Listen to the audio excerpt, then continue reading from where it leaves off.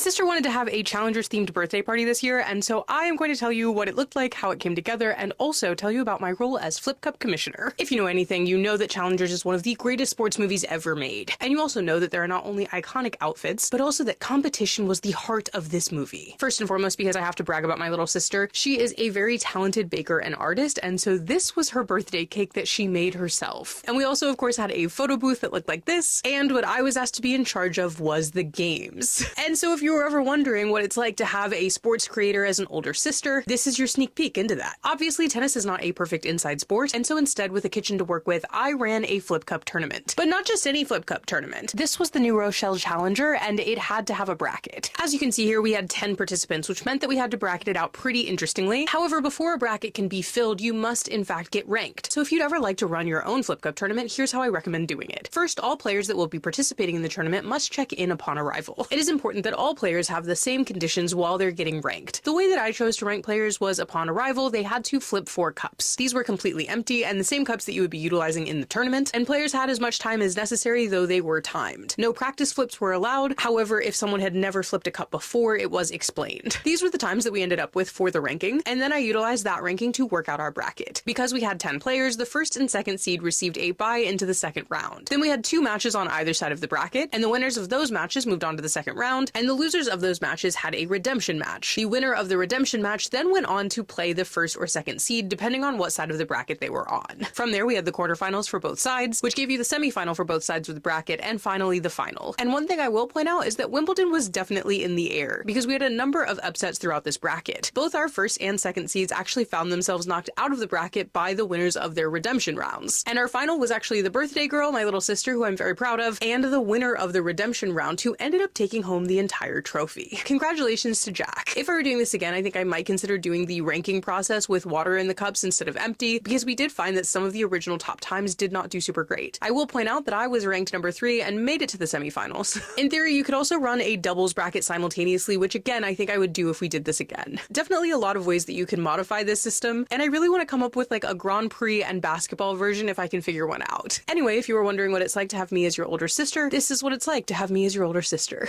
And if you've enjoyed this bracket possibility, leave my sister a happy birthday wish in the comments.